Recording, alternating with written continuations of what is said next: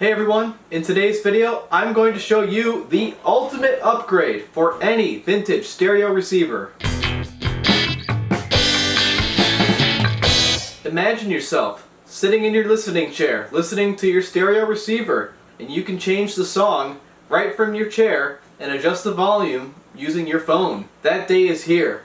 It's 2022 and there's a company called Arylic, and they sell a circuit board that you can put inside of your stereo receiver, hook it up to an input, and you can stream music directly to it through Wi-Fi or Bluetooth. This here is the Up2Stream Pro V3.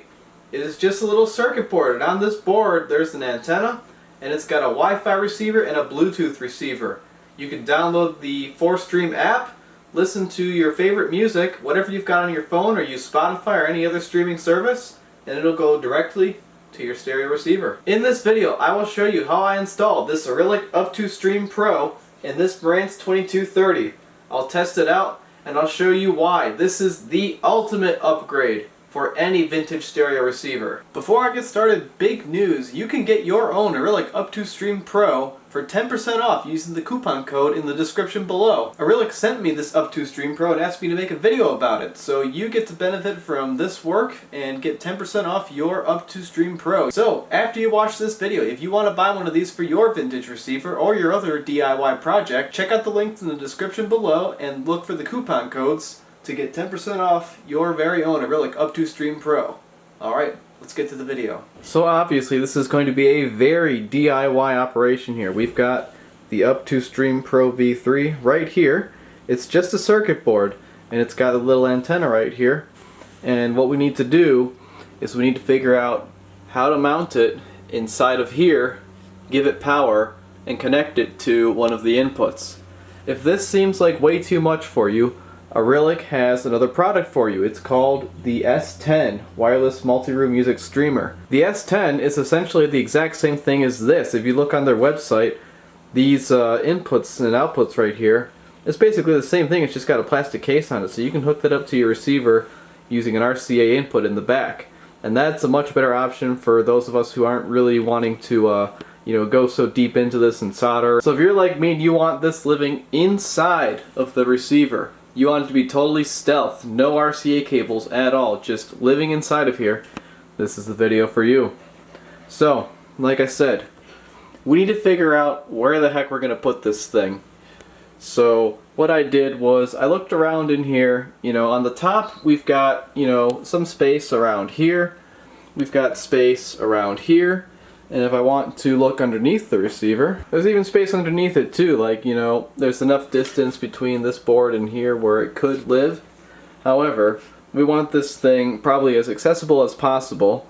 So what I ended up deciding is that the best place for this thing to live is right here. I've already done a lot of pre-work for this video, so now I'm going to show you all that work and explain how we're going to get this to go in here. So first, let's take a moment and check out what they give you in this little kit here. So you've got the board itself. This is actually what's going to be doing the streaming and stuff for us. And then we've also got a little bit of instructions inside of this little box here. Basic stuff for things you might want to know, how to use the app and stuff. And then we have these two cables right here. I'm not sure exactly what I would do with these, so you can figure that out if you decide to buy this. But one thing we will need for sure is this cable. This is going to be our power cable. So there's two things we have to worry about right here. This thing needs an input of 5 volts DC from a 1 amp power supply, and then it's got the output of the signal going into our receiver. So we need to figure out, one, let's start from the wall, how are we going to get 5 volts DC into this receiver and then into this streamer board, and then how are we going to get the signal output into the receiver's preamplifier? Let's start with the power supply. So I went on Mauser and I looked up 5 volt power supplies, and I came across this thing. I'll put the part number in the video here, I can't remember it right now, but what this thing does is it takes anywhere from 100 volts to 240 volts on the input right here, and it converts it to 5 volts DC. So all we need to do really is find a place to mount this in the receiver, we need to put our 120 volts AC in here because this is North America. And then out of here it's going to be our 5 volts that we'll use this connector with, and then that will go into the Up2Stream Pro right here. So let's take a look at how we're going to do the power right now. So another reason I chose this power supply is that its bolt pattern right here lines up oddly well with an existing bolt pattern on the back of the Marantz receiver. See, what these 4 holes are for is if you bought the multi-volt model, so you could use this in any country. There's a set of jumpers back here that you could switch between, turn this into a 240 volt receiver. This receiver did not come with that, so what was here in place of it was just a nut and a bolt in all 4 of these. So what I did was I took those out. I took these 2 holes right here and I enlarged them with a drill bit. And now what happens is we can take the power supply, put it right here, and then we take a longer bolt and we'll secure it that way. So let me get to doing that right now.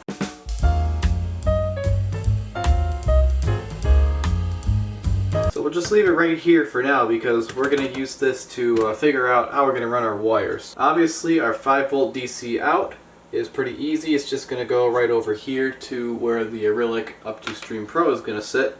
But how are we going to get the 120 volts AC going into here? Well, let's take a look underneath this receiver. Lucky for me, this is wall power coming in right here, and then we've got our outlet right here. So what these are your switched and unswitched power outlets. So say you've got a tape deck and you don't want to run your tape deck power all the way to your wall outlet or something, you can plug it in right here. There's a maximum wattage that you can run for stuff back here, and it says right there. So if we go to our unswitched, we've got a 200 watt max, but if we go right here, it'll be running constantly. So we want to go to the switched outlet. So basically what we're going to do is we're going to take 2 wires, we're going to solder them right there and right there directly onto the switched outlet right there, and we're going to run those wires through this hole right here. And you saw where this hole was earlier. Let's bring this back down again. It's going to be coming up through this hole right here, right next to the AC in on this power supply. That's awesome. By the way, this is a 2 amp power supply, so the maximum it's going to draw is 2 amps times 5 volts is 10 watts. All the Arylic Up2Stream Pro needs is a 1 amp power supply, but I figured why not just bump it up to 2, because this is just a one-off thing and I like to get that extra reliability out of my power supply. So really the maximum we'll see from this is 5 watts in theory. So definitely within the 60 watt maximum on that switched outlet. What I'll do now is I'll get some wire, I'll solder it to those little terminals on the other side of the receiver, run them up here, strip them, put them in this connector, and that'll be how we get the power supply going here. So this is just a random piece of wire. I'm not really sure what gauge it is, but it is the same gauge wire I use on my load resistors, and nothing bad has happened yet with this, so I think since I put pretty good power through those fairly often, this is going to be just fine for this application. How do y'all like this new camera arm I got here? I bought it for you because you're worth it. So what I'm going to do first is I'm going to desolder right here. By the way, everything is unplugged right now, which is, you really want it to be unplugged right now, because if you were to go like that, you'd get a funny feeling in your body, and you don't really want that feeling because it's kind of funny. So the reason I desoldered right there is there's actually a hole right here, and what I can do is I can stick this wire right through that hole, and there, I've successfully put the wire through this hole and gotten inside of that ring terminal. So now it's kind of messy because it's not really a perfect hole since we've got some neighbors in the way. So I'm going to just take this little tiny screwdriver, I'm going to bend all these little strands around the terminal so everything is wrapped around nice and secure. And then what I can do Let's go back in with my soldering iron. Tin it a little bit. Let this heat up real nice, and then we'll just go boom. Gob that stuff in there. We want this to be a very strong, secure solder joint. Right? These are not wires we want going anywhere on us. So that looks pretty okay to me. Let's give it the pull test. I don't see the wires inside of the joint moving at all, so we've done our part. So now let's take this thing, shove her through the hole, and now it's up in 5-volt DC power supply land where it can get stripped and connected up there in just a minute.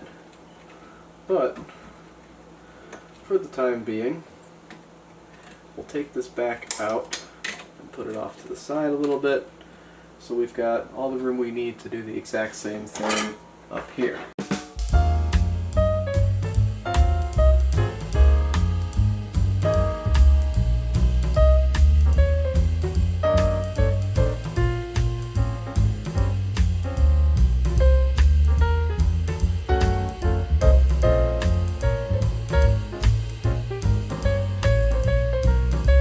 Okay, give her the pull test.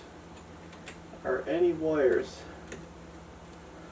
on that thing moving? Do I see any strands moving within the joint when I do that? I do not, so that means we're pretty much good to go. So there it is. We have successfully created a tap into the 120 volts AC on this receiver so we can get the 5-volt power supply to work. And it's controlled by the power switch, so when you turn this thing off, the Up2Stream Pro turns off as well. Just jam these through. So now we'll go to the top of the receiver and see how we'll get these guys attached to the power supply. So you can see right here we've got our 2 wires, and they're just about ready to go into the connector right here. So what I'll do is I will strip these right now.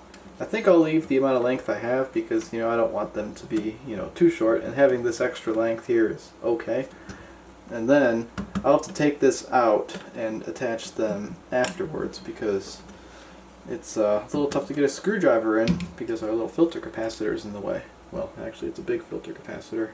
So these connectors right here are really good. I think you call these Phoenix connectors, or at least that's the brand that makes a very similar product.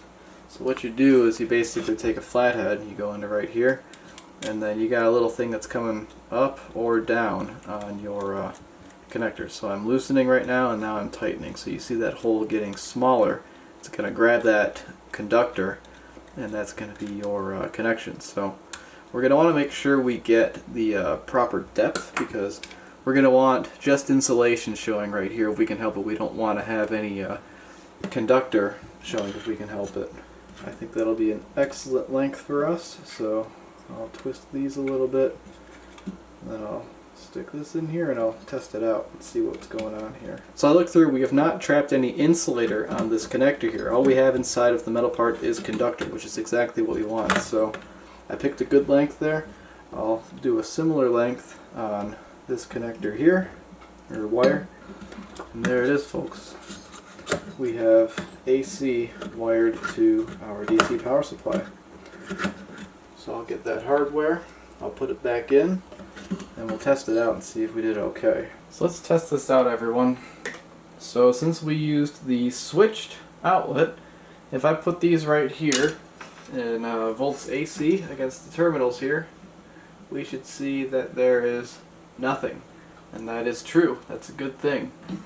So if we did this right, if we turn this on, and we take a look back here, we should see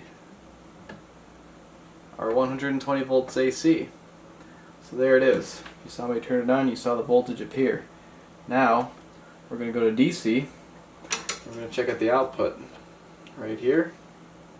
Look at that, 5 volts. So that means we are ready to give power to the Up2Stream Pro. How the heck are we going to get this mounted over here? Lucky for you, I've got a great solution. Keep watching, let's find out. So the way this is going to be done is I'm going to use something called standoffs. You will notice them on this receiver right now. You see how this thing is secured to the chassis? There's a standoff right here. There is a male thread on the bottom of this, and then this screw goes into a female thread on this standoff. Same thing right here on the power amplifier board. This is a standoff. Male thread going into the heatsink, and then there's a female thread on the end of this where this screw can go. So what we're going to be doing is we're going to be installing these standoffs. There's only 3 right now, but I'll explain why in a minute. The way I decided what standoff to use is I had to figure out what the thread size is on these screws so we can screw into the existing standoff. That thread size is M3 by 0.5. So if you're wanting to do this on a Marantz receiver, the proper thread is M3 by 0.5. So then we need to figure out a bolt pattern. Alright, take a look, folks. See, I told you this was worth it. Do you like this view? I'm pretty thrilled with it. We're going to hold this board over top of this one, and we're going to see that the bolt patterns are different. You know, we've got our 4 screws in these 4 corners here, but then the Up2Stream Pro, it's a little bit shorter in this direction, and it's about the same width, but the holes do not line up with the Marantz board. So what you have to do is you have to make a little adapter bracket. Now, this right here was built out of just a piece of scrap. I marked where the holes go, then I drilled these 2 that are going to go into the standoffs basically, and then I tapped these 2 with a 440 tap because this is America. So I'll show you how this is going to work. We're going to remove 3 screws, and like I said, we only need 3, and you'll see that once these are all out of here, it's very sturdy how this thing goes on. So real quick, I want to show you these 3. You know, I have them here. One of them is going to go in the one corner in the front, and then 2 are going to go in the back corner, and I shortened these 2 the same thickness as my adapter bracket so that the board is as parallel as possible to the bottom of the chassis here. So I'm going to take the tall one, I'll put it in right here. And of course, how could I forget to mention these standoffs? You can get these standoffs on Mauser. If you look up standoff in their parts search, you can get these in basically any thread size, any length, male, female, whatever you need. So I found M3 by 0.5 for the thread sizes, and then I think the height is 25 millimeters, so that's about 1 inch, and that's the perfect height for this thing to sit here. So as you can see, it's going to line up okay, but let's get our adapter bracket in here first. Now for the good part. We're going to take our Up2Stream Pro, we're going to set it in place. I'll get my first screw right here, I'll add it. Won't tighten it, but I'll put it there. And then I've got my 2 440 thread screws. So these are going to look a little bit different than the original Marantz screws, but that's okay. And they're going to go into those threaded holes that I added to the adapter bracket. We're not going to tighten these very much because there's only like 2 or 3 threads in my very thin adapter bracket. And now I can go ahead and tighten this. And once all is said and done here, this is our antenna. I'll take this 3M adhesive thingy right here, and I'll just stick this on the very back of the receiver, kind of like this, and that's where that will live. So now that we've got this mounted, we've got 2 things to worry about. One, we've got to get our 5-volt DC power line going from here to the power supply, which is right over here. And then we need to get a signal to the actual input. So I think it's pretty obvious how we're going to do the power. I want to talk about the signal real quick. Let's zoom in here. So on the Up2Stream Pro, you've got Ethernet USB. We're not going to be using these here, but you've got an input and an output. We are concerned with the output, this one right here. And what this is right here is it's a 3.5 millimeter just standard headphone thing that you used to see on smartphones, but in the last few years you don't anymore. So you're going to go right there, but you can see we've got a little bit of a dilemma. This big old transformer is in our way. So what you got to do is you got to find a right angle, 3.5 millimeter. So as you can see, I've done just that. I found this cable on Amazon. I bought it, and I just cut the other end off because, you know, we're going to have to solder this directly into the input jack. So now I can plug this in and just go. I won't seat it just yet. Now you might be wondering, well, why don't you just solder wires directly to the board here? Wouldn't that work? That is possible. However, if you look very closely, you can see that these jacks are surface mount components, which means that if I wanted to get a wire on here, I'd have to strip it, kind of set it right there on the solder pad, and you know, that would just be kind of painful. I wouldn't have any good strain relief, and it'd be a little bit fragile. So I decided that it would be best to just use a good old 3.5 millimeter and solder the other end of it to the input jack. So that is the approach I'm taking. So now that we've got this in here, I think that's a good time to start looking at how we're going to manage this cable here and how we're going to solder it to an input on the receiver. Yeah, like I was saying, you know, check this out. Like, that is quite sturdy, you know. You don't need all four to secure that thing. It's going to be just fine the way it is with just the three. So, continuing on, let's get to the bottom of this receiver. If we want to come around to the back here, we'll see that these are our inputs. We've got tape in and out, then we've got aux, and we've got phono. I can't decide if I want to do aux or tape, but as I look right here and try to make this decision, take a look. Tape is right there. You know what's not there? All these wires, which are down by aux. So this right here is real easy access for me. That makes my choice pretty easy. I'm going to be going right here, and we're going to connect this thing to the tape input, which electrically is identical to the aux input. We can't go to the phono input because that's going to run through the preamp. So it's either aux or tape, and I choose tape. So yeah, getting to that, there's that passageway I mentioned earlier. So let's find it on this side. Let's feed our cable through, and obviously we've got quite a bit of cable right here. We're going to want to have more than we need here because, as you can see, we're about to be dealing with some very thin wires here. We might make a mistake, so let's just be prepared for that right away. So based on where I've got the cable right now, I think that this right here is about as short as I would want to go. Absolutely the shortest I'd want to go. So we'll give ourselves another inch or so, because we can always shove this back up in there and have some slack. So I'll even give myself a little bit more yet. So I'm going to cut right around here, and I hope I don't regret that because this is all I've got to work with here. So there it is. It's do or die.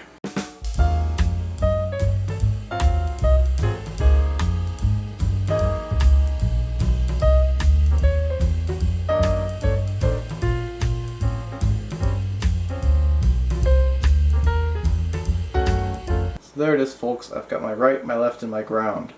So now we can take some heat shrink tubing and put that over all of this and get to soldering there. I do have a heat gun, but this is way more fun. Let's come back through the same way we did earlier. And now what it's going to be is solder the red one to there, solder the white one to there, and then the ground one to the middle somewhere.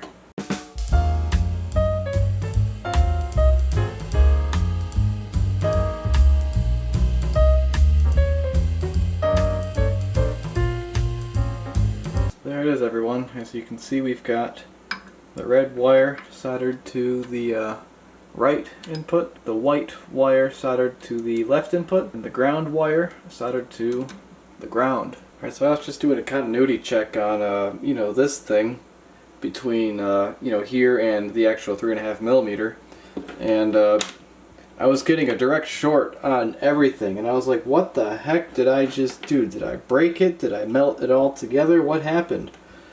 It turns out I had the receiver set to aux, and when you have it set to aux, it is shorting out the signal from tape. I had no idea it was like that, so you know, you learn something new every day. So I'll show you actually.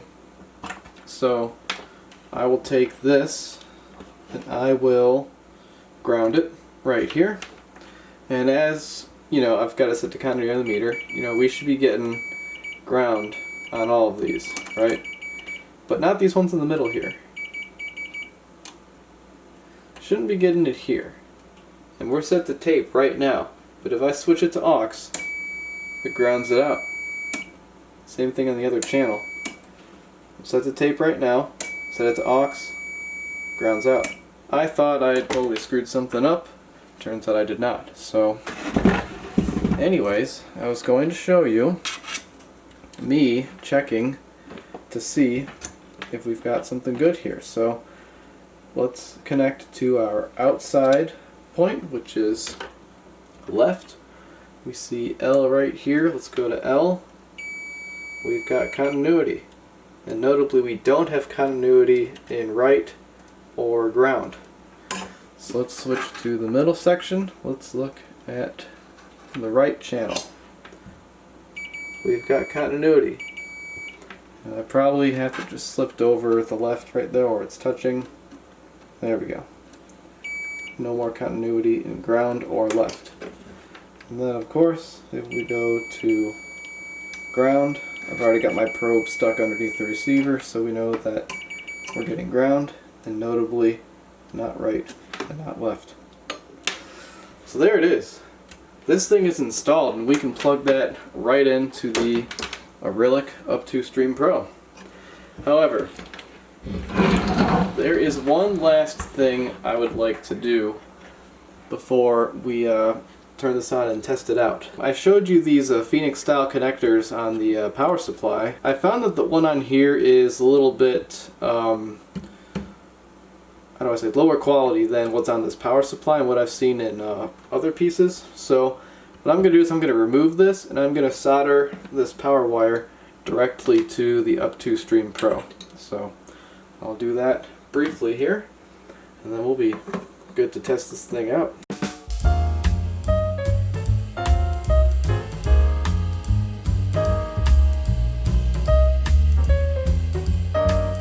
And I went from top soldering because I want to have these come out from underneath, and that's just going to make it look that much cleaner going over to the power supply here. So we've got our wires here, and they are just the right length to come over to our power supply. Now the power supply is labeled. On the bottom we've got the +5, and then on the top we've got the ground.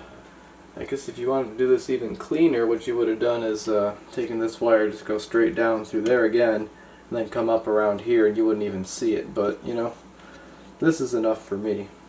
And then last but not least, we've got the cutest little antenna you ever did see. Oh, where do we want to put it? We can put it in the corner, we can put it in the back. Let's just put it right here. And that's it, folks.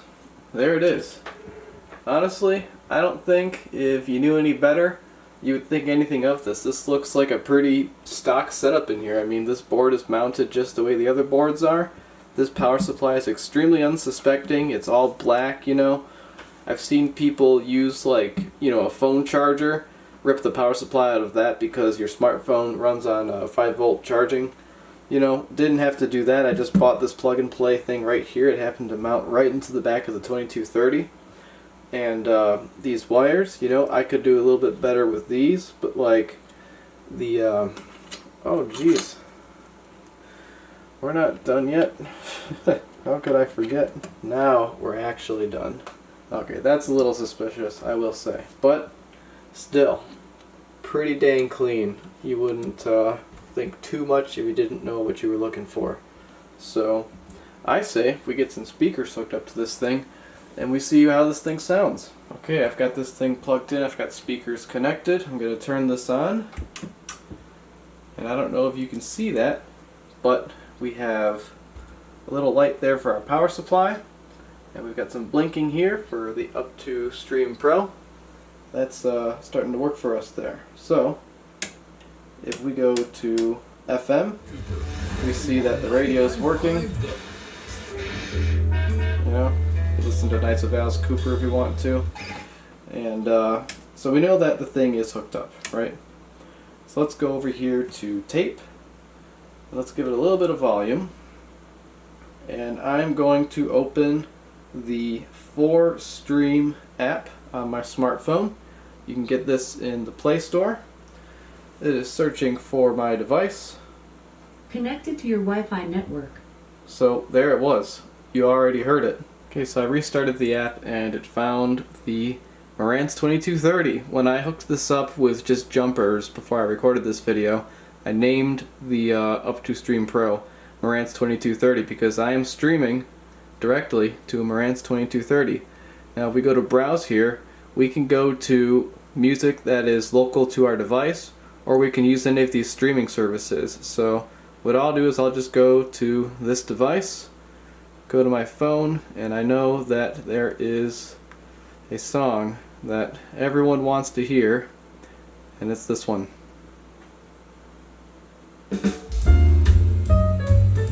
Can you believe that, folks? Look. And again, look back here. Nothing is plugged in to this receiver right now.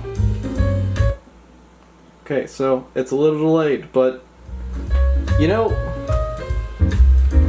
what is cooler than that? That is the coolest thing ever, if I do say so myself. So there it is. And again, like I said in the beginning, I can control the volume from my phone. I can change the song from my phone.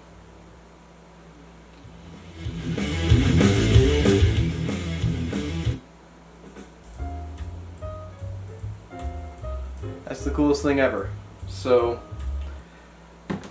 like I said in the beginning, Aureolic has a product called the S10 if this seems like a little bit too much to you, because I know this is a lot for a lot of people. However, for the DIY hobbyists like myself, in my mind, this is the ultimate. You cannot do better than this. What is cooler than adding wireless streaming directly to your receiver, and you don't have any wires outside of it or anything? You just plug in your receiver, connect to it, and you go, just like any modern Wi-Fi or Bluetooth streamer. You know, that's just awesome. And again, this is a Wi-Fi streamer. I can walk around with my phone anywhere in my house as long as I've got Wi-Fi, and I can control this thing. This is far better than Bluetooth. Even though this has Bluetooth, you can still use it if you want, but Wi-Fi is far superior because it's got a much bigger range. You can get good quality music through it also. You know, that's a game changer for me. So I guess I'll just say this now. Unfortunately, if you want to try this for your receiver and you have questions, I cannot help you. I do not know what your receiver is. I do not know what it looks like on the inside. I do not know anything about your receiver.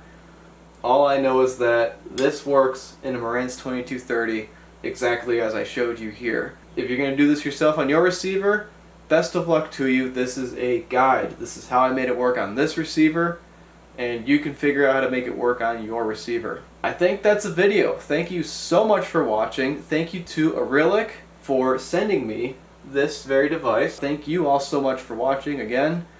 Please consider subscribing if you want to see more stuff like this. This thing's about to get a full restoration. You won't want to miss that. And if you like DIY repair stuff or just watching somebody fix stuff, this is the place to be. Alright, I will see you in the next one.